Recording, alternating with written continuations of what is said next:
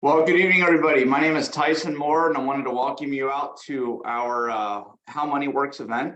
And I'm really excited to share some ideas and some concepts, a little bit about what we're all about as a firm. Before I get into my comments, I do want to just state that we are recording this just for training purposes. So I wanted to make sure that was stated there. But I'm excited you're able to join us. I know we all have a lot going on in our lives, and especially you come to evening times, and I know what my family's like with activities, but we think this is a really big deal. We think this is an important message, and we're excited to share what we're all about. And we want to do a few things tonight. We want to talk to you about what we do, but maybe more importantly, we want to talk to you about why we do it. You know, what's really the passion behind the mission that we have to really educate people about money. And, obviously there's some people in here I've never had a chance to meet. And so I'm going to tell a bit about my story towards the end, but I've been with the firm for about 22 years. And it's been a great passion to be able to sit down with literally thousands of people at this point and get kneecap to kneecap about their goals and their dreams and what's most important to them in their lives. And one thing that I've really discovered is that you probably agree with me that if I were to ask each of you tonight, is money the most important thing in your life? I don't think anybody would say yes to that. You know, there's a lot of things that are much more important in our lives, like relationships and family and experiences and connections and all sorts of things. But what's interesting is that money is connected to all of those things. It's connected to our time. It's connected to our stress level. It's connected to all the things that we can or cannot do with our families.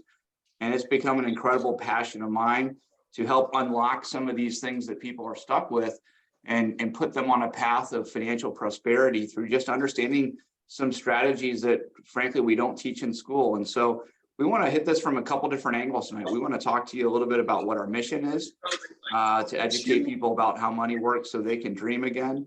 We want to do that from two perspectives. We want to do that from how we work with our clients and the service we provide and what that process looks like, and give you a bit of information that if you're intrigued with some of that, you can follow up with the person that invited you here and have a conversation about what that looks like.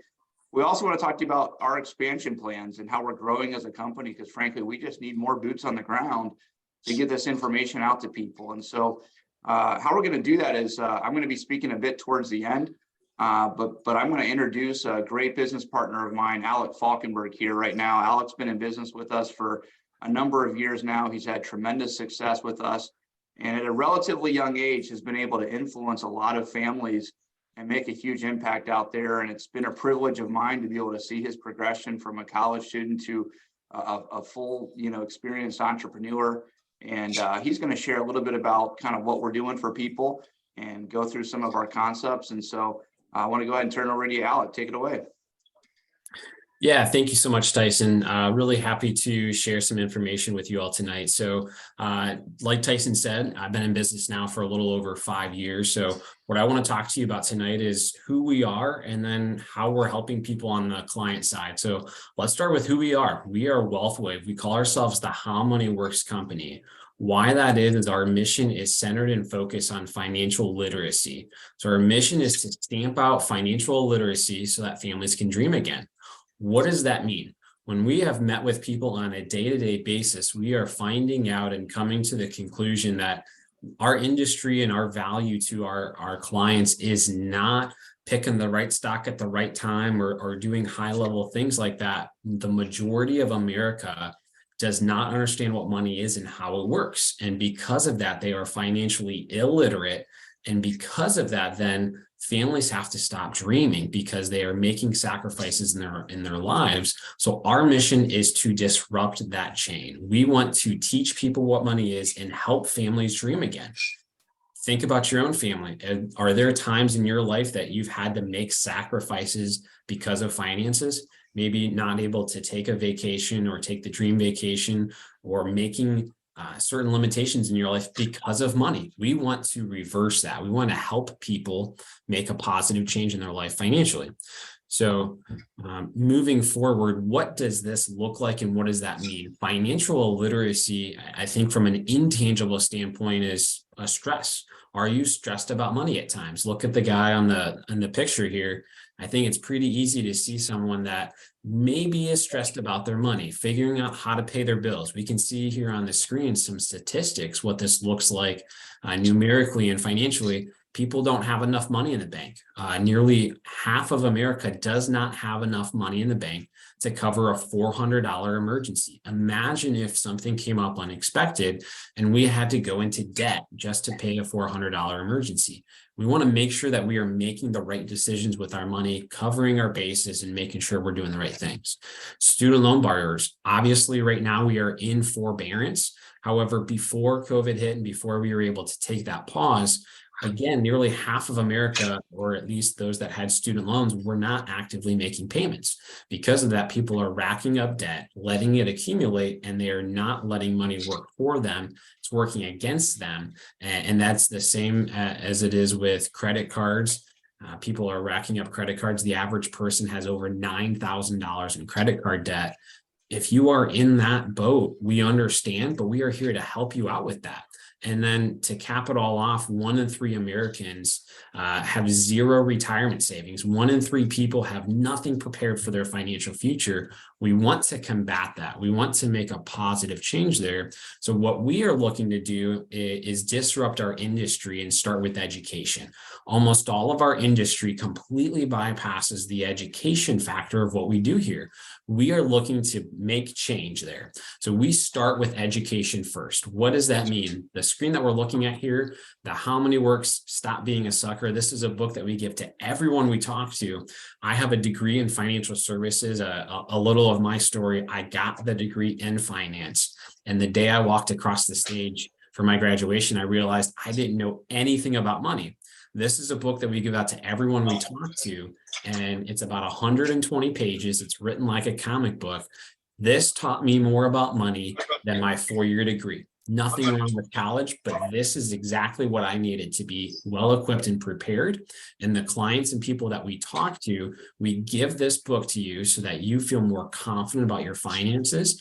And more often than not, it helps you understand what you even need to know about to come and sit down with us. It helps you start to have some goals, have some ideas of what you want to work towards and achieve. So what do we actually do? Who is WealthWave? What do we do for people in our community? Like Tyson said, we serve people twofold. The first is what I'm covering. The How Money Works concepts. We are helping people understand what money is and how it works. We're building plans for you to help you achieve from point A to point Z financially and everything in between. So what are the questions that you have? What are you trying to achieve in your finances? Let's help you set goals and work towards them over time. And then E to E, that stands for employee to entrepreneur. Tyson's going to cover more on that. But the short end of the stick is people are not satisfied being an employee. They feel like they're in a rat race in the employee format in the 9-to-5 lifestyle. They are wanting to make change, and we are wanting to help people do that. So diving into what we actually do for our clients now, the first concept that I love to talk to people about is called the Rule of 72. The Rule of 72 is the definition, and what it is it's a mental math shortcut to tell us how long it takes for our money to double. So how we put this into practice and what this looks like, if we take the number 72 and divide it by our interest rate or rate of return, it tells us how long it's going to take our money to double. So let's say in a bank account, we're getting 1%. 72 divided by 1 equals 72 years. Math. That's okay. We can all understand that. But here's where this changes people's lives. When I first learned about this, this absolutely changed the rest of my life. As I started to realize when we put it into practice, what this actually means. So at 1%, takes 72 years. Well, what if we got a little more return? 3%. Well, now it's going to double every 24 years. That's catastrophically quicker. That's life change. So why this is important is we start to look at what this actually can do for your finances.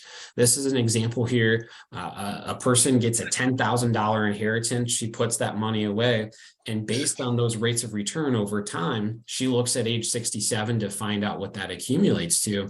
Why this is important is take a look at what the ending results are. Let's say she put that money in the bank, kept it there, and then 40 years later, she's ready to retire.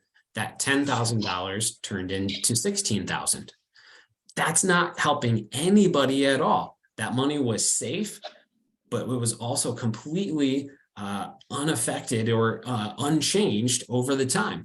So why this is important is when someone comes and sits down with us, we are helping people understand this concept, but also put it into practice. So how would you feel if you put that money in the bank and got that 1%, but your coworker or someone down the street or a friend of yours said, hey, I met with someone at WealthWave. They taught me what money is and how it works, and they helped me get a 9 or a 12% rate of return over time. Remember when you and I, back when we were 19, put $10,000 away? Well, my $10,000 investment now turned into $2.5 million. I'm completely financially independent. I never have to worry about money again. Let me ask you, where's your money at? And you have to tell them, well, I only have 16,000. You're going to be mad. That is what we're here to do. We want to help educate you and have understanding of what this concept is so that you can put it into practice for your own personal finances. Another concept that we sit and talk about for a while is the impact of taxes. Where does Uncle Sam fit into all of this? This is something that is often overlooked, and it is critical to every single dollar that you put away for your future. In the realm of investments and making money grow with interest, there's 3 different types of buckets. There's tax now, tax later, and tax never. Tax now, I tell people it's taking 2 steps forward and 1 step back. Every time we are earning interest, we are paying taxes on typically an annual basis. So we put $10,000 in, we make 1,000, we have to pay taxes on the 1,000. We're taking 2 steps forward, 1 step back. Tax later, what we are doing is letting that money grow and accumulate, and whatever it grows to in the end, we then pay taxes on that larger amount. The opposite is the tax never strategy. What that would look like is we have already paid our fair share of taxes, and whatever that money comes to long term, we own every single dollar of that. So on the left-hand side of the screen, we talk about the seed versus the harvest. Let's say we put in $10,000 and it turns into $250,000. Rhetorical question here. Would you rather pay taxes on $10,000 or $250,000? 100% of the people I have talked to in my 5 years now have told me, well, I would rather pay taxes on the 10,000. But 97% of dollars that are out there saved for the future are in the tax later strategy. Not only are we helping you get better rates of return, but we are making your dollars that are being hard invested and saved for your future, we're making sure that they're in the right types of accounts. Very important. So as we start to plan for our future, more often than not, as someone maybe is becoming 10 to maybe even 5 years away from retirement, the conversation that we have with our clients begins to shift. The bulk of your working career and accumulation of your retirement assets is based on how much can we save and how much can we grow those accounts. But then as we get closer to retirement, we need to start shifting our mindset. What we want to help people focus on is then not how much do we have, but what can we get from it. Why that is so important is we tell people that you need to have about 70% of your pre-retirement income. So if you are making your biggest income earning years right before retirement, you're going to need about 70% of that to make sure we are not only in retirement, but we are secured. Because once we stop working, the goal is to not have to go back and be a Walmart greeter, right? No one wants to have to do that. So we want to make sure that we are flying, pun intended, into retirement securely. So what does that look like? We need to have 2 wings that are equally floating. We can see the blue and the red. The blue is Social Security. Well, if we are dependent on Social Security, that is a broken system right now. I won't share the statistics right now with you. However, we are on a runway right now where that system is currently not going to last in perpetuity forever. We need to make changes there. And there's one of 2 things that we can do. We can either decrease how much we get from Social Security, or going back to the previous slide, we can increase taxes to generate more money. Going back to my previous question, would you rather pay more in taxes? The answer to that is probably no. So then the second part, that red category, is your 401k. Do you have a 401k with your employer? Do you have a retirement plan currently with where you are working? Some people do not have access to that. So the bulk of what we are looking at here is personal savings. Are you on track to personally save your way for your future? We don't want to be dependent on anyone, so we want to take that into our own hands.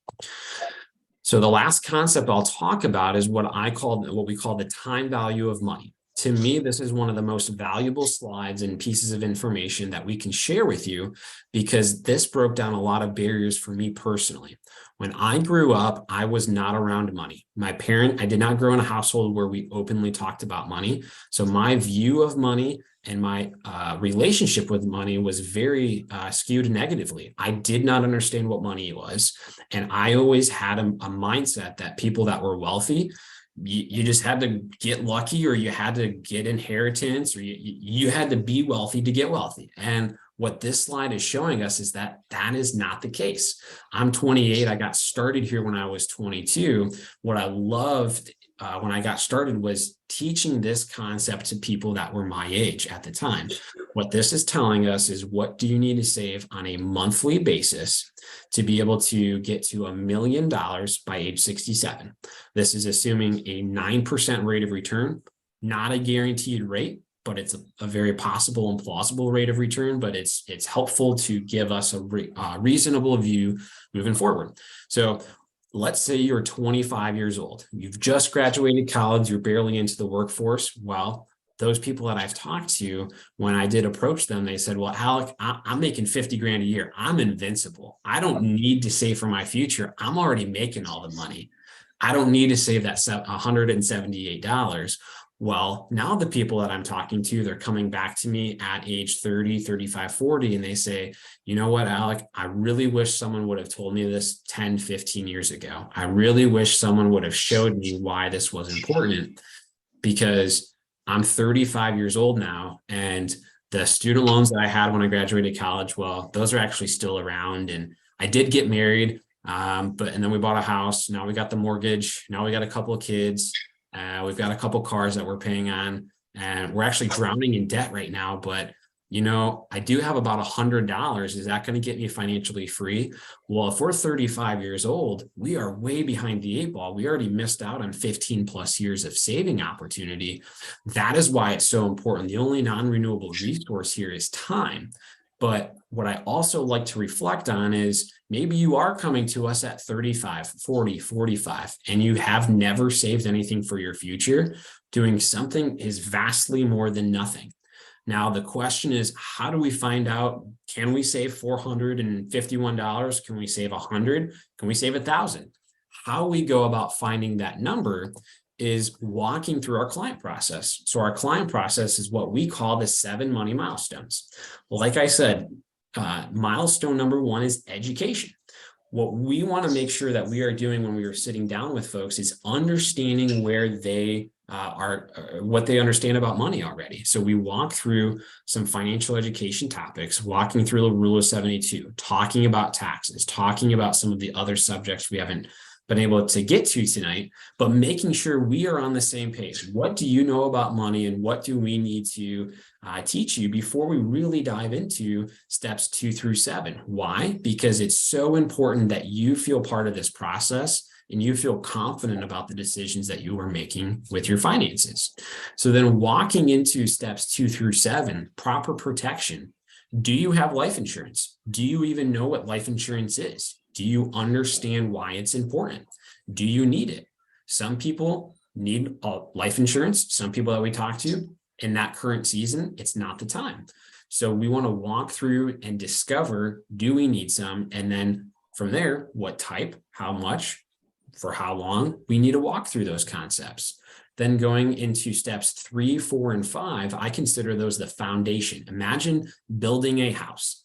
If you built a house on quicksand or water, will it last? Absolutely not. In my opinion, steps 3, 4, and 5, emergency fund, having that money in the bank for the emergency. Car breaks down, we are able to still buy groceries at the end of the week. We're still able to pay all of our bills, and we're not losing sleep. If you are like me and like many people we've talked to, you've probably lost some sleep or woken up in the middle of the night stressed about money. Well, let's put a plan together and completely end all of that. That's going to put money in the bank and give you comfort and cushion room. Debt management. 95% of our industry, I would go out and say, if you come to them and say, hey, I am in debt, I have student loans, credit card debt, name your debt, they're not going to help you pay that off. We are going to build a plan, and part of your 7 money milestone process is we will identify how to pay that off and strategically get that paid off in time to make sure that we have more money working for you long term. Step number 5 is cash flow. What type of money do you have coming in and going out? It's a budget. The 3 things you need to know about a budget is what's coming in, what's going out, and what's the difference. Doesn't matter if you use an app or a computer program or write it down on a piece of paper. What we want to make sure we know is what are the expenses that you have, what's the income, and how can we use this to build your plan. And then step 6 is a lot of what we've talked about already, is building that wealth. Are we helping you get superior rates of return? Are we taking into account inflation and loss protection or loss reduction? Or where does taxes come into play? How can we grow and expand our plan over time, and then finally get to that final horizon and then protect the wealth, which is step number 7. As we build and create a legacy, we want to pass the hard-earned money that you've saved down to those that are in your family and your loved ones, so that it's where you want it to be long-term. So this is our client process. If you have never walked through this before, I would invite you to talk with a person that invited you here tonight. They would love to help you identify some of these goals and walk through this process. And maybe you're sitting here saying, hey, I've already done this before, Alec. Well, let's walk through this process. It takes maybe 15, 20 minutes to ask some questions. Wouldn't it make sense to find out if we have some value to add? What if 20 minutes could find out and uncover that there's a lot of value to be added, and there's some things that you never thought about before? That's what we're here to do, and that's how we help people. So I will leave my comments here. I want to turn it back over to Tyson, and he will talk about our expansion plans with our E2E movement. Hey, thank you so much, Alec. I think you did a tremendous job there sharing that message and sharing what we do for our clients. And those are such important fundamentals. I don't know if any of them are earth-shattering in terms of our 7 money milestones, but how they're applied makes all the difference. And it's been fun just to watch a lot of people over many years start with small accounts, but continue adding to them. And small changes over long periods of time can make a huge impact on your future. And it's been awesome to be able to do that for a lot of people. But we run into more and more people right now in this economy, in this time, that want something more. Frankly, people are dissatisfied with their current careers, probably at the highest level we've ever seen. And that was growing leading into COVID.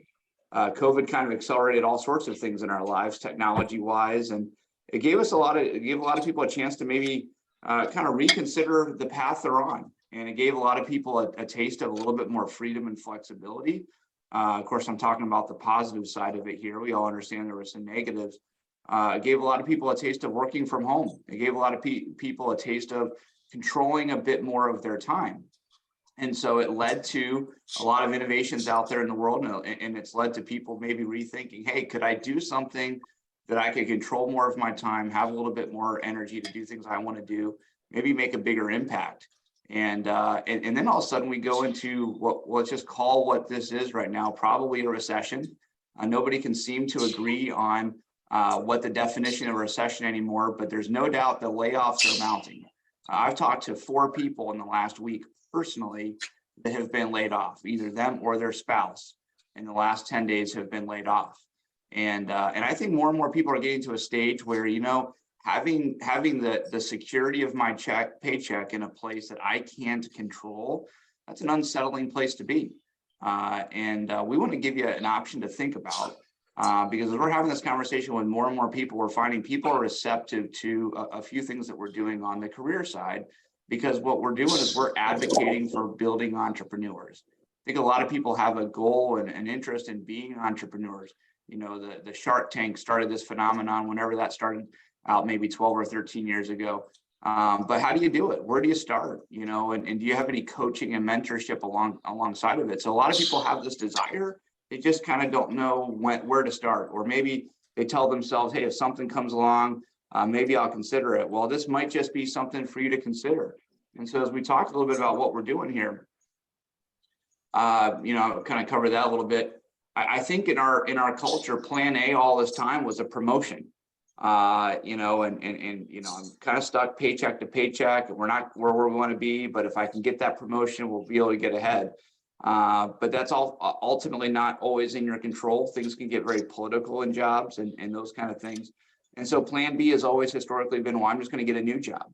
And job searches are record highs right now. People are changing companies because they're just trying to chase a little better work environment, a little better income, a little better structure. And I think often people get to a new place, and after they settle in, they realize, hey, the politics are the same. I still have 3-4 bosses on top of me. I still have requirements and deadlines. I'm still not in control of a lot of things that I want to do. And so what's next? Well, we want to talk to you about what we refer to as a plan E. And what is that? That's something that you control. That's your escape route through using entrepreneurship.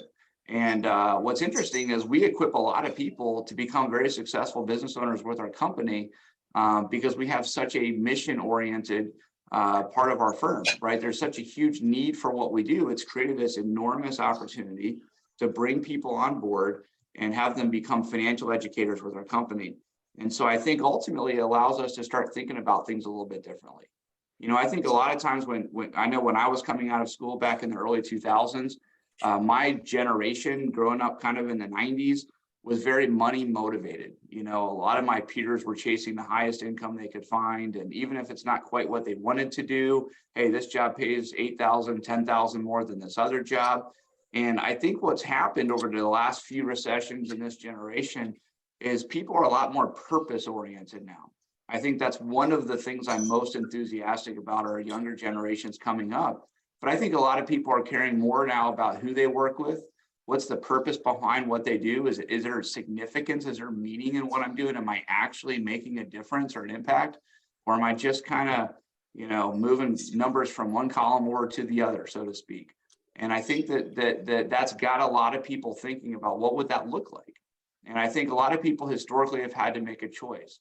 And the choice looks something like this. Either if I want to chase something very meaningful that really contributes to society, I could be a teacher, I could coach kids, I could work in nonprofit.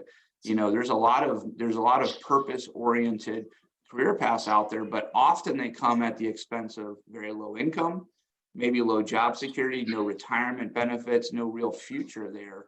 And that's a trade-off for a lot of people. I think alternatively, a lot of people chase income and relocate their family and chase jobs and higher promotions. But then at some point, they're not able to, really have a lot of meaning in what they're doing. And we think we can marry those two together.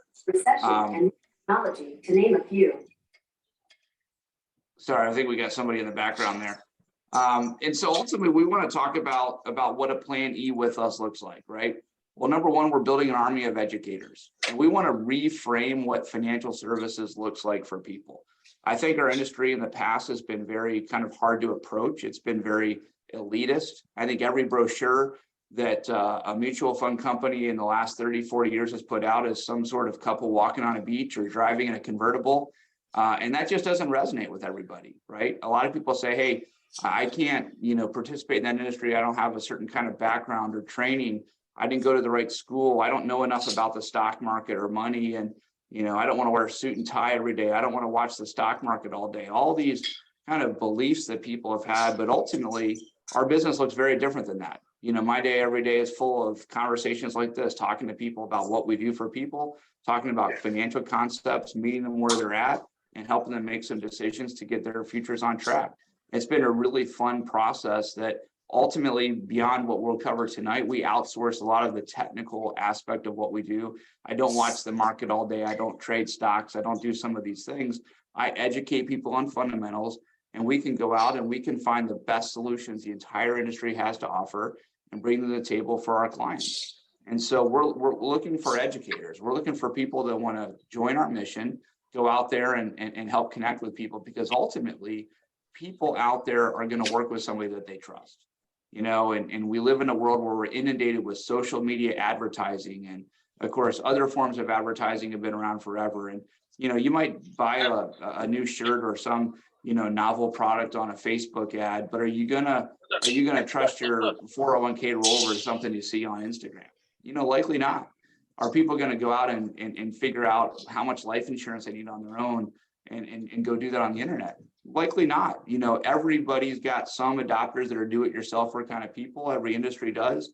But most people in our world, they're underinsured. They're not saving enough. They have no financial clarity, not because they don't want those things, but more often than not, they don't know who to turn to get advice that they can trust. And so the more boots on the ground, the more educators we have out there, the more people we're able to reach. And I think if you're going to look at an opportunity, I think you got to look at how big is the need for the opportunity we're in. And one thing about money is it's universal. There's a lot of other big industries out there like real estate, like retail, like, aspects of technology, but money affects everybody's life. And look at our three biggest population generations. The millennials are just getting started in life. They're coming out with record student loan debt. They need life insurance. They need to start saving money, but they're being squeezed at all angles. The Gen Xers, of which I'm a part of, we're having to save more and more for retirement because I'm looking at Social Security and Medicare and Medicaid, things I pay into that I'm not sure are going to be there by the time I reach those ages. Yet I have less and less time to save. And a lot of my peers are looking at that, but yet we're raising families at the same time. So how do you balance raising a family and doing things that are important to you now versus planning for the future? And are there more strategic ways of doing that?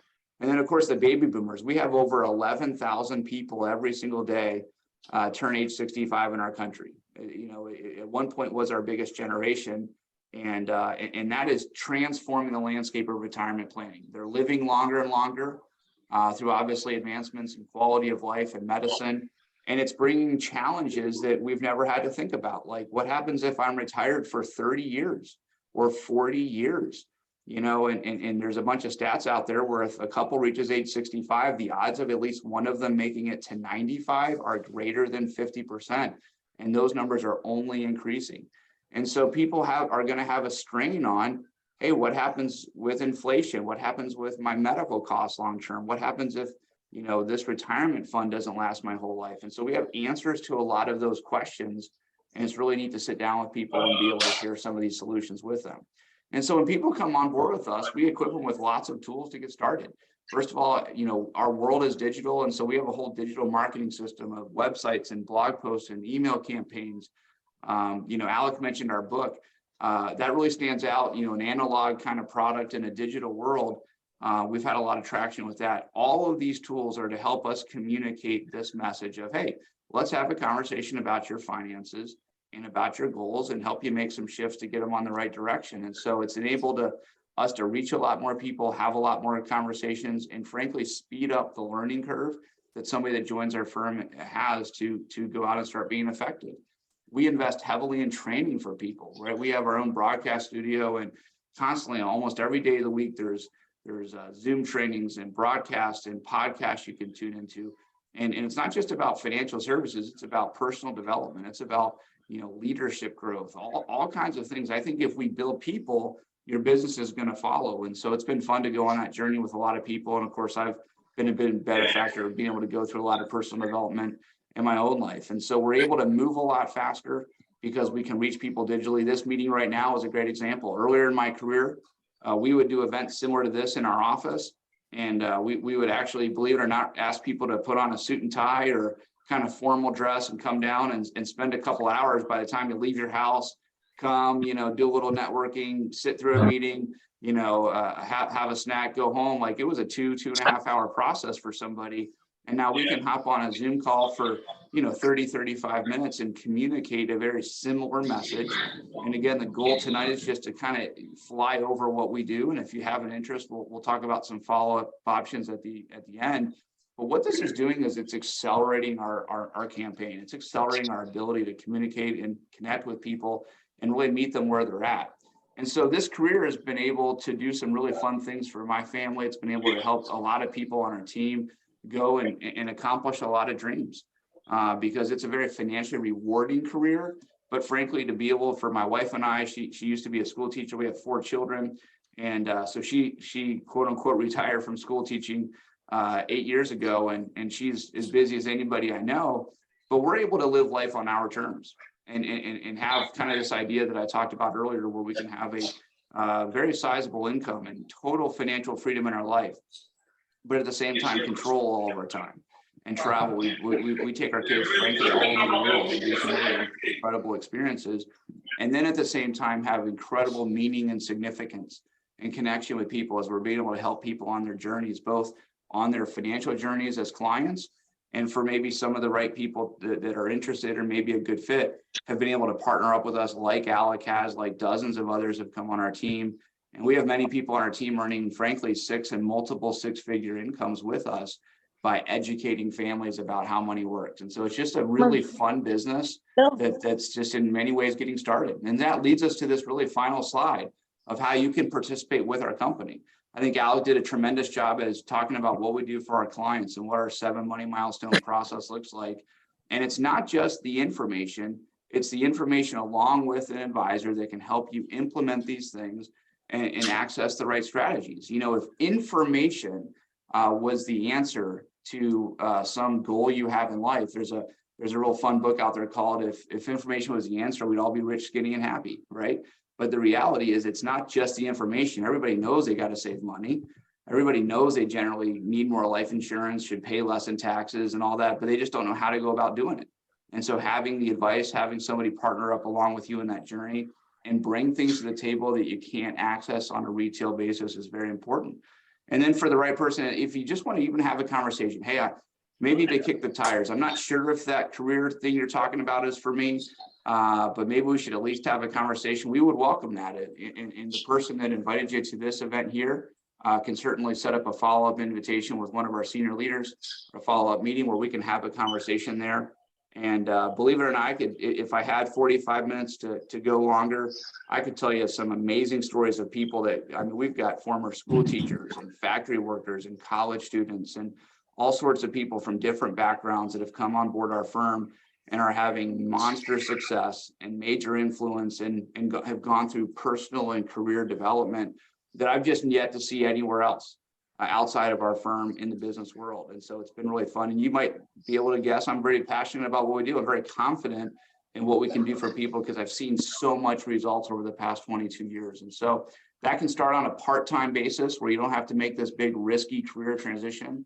We're actually the only full service financial firm in the industry. We've gone to extraordinary lengths to allow that, to allow part-time people to come in and do everything that our full-time people can do. But then many people at some point say, you know what, I'm making more money part-time here than I am at my full-time career. And frankly, I'm having a lot more fun doing it. How do I make this my career? And that leads to you know, really an ownership option with us in a partnership program. And so much more we could cover there. But I want to leave my comments there. I want to thank you all very much for attending. I hope we've added some value. I hope even if there's not an interest personally, or maybe the timing's not quite right, maybe we've given you some information to consider, or potentially it's not for you, but you know somebody that you might recommend attend one of these sessions. Where we do several of these a month, and we're excited to get our message out in a whole new way as we're kind of entering a new economy here. So I want to thank you very much for attending, and hopefully we have a chance to meet in the future. Have a good evening.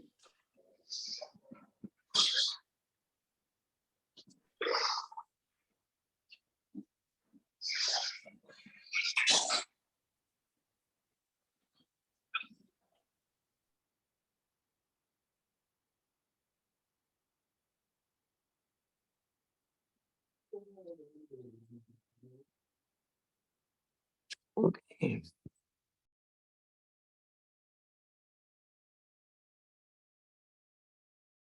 All right, you guys still on?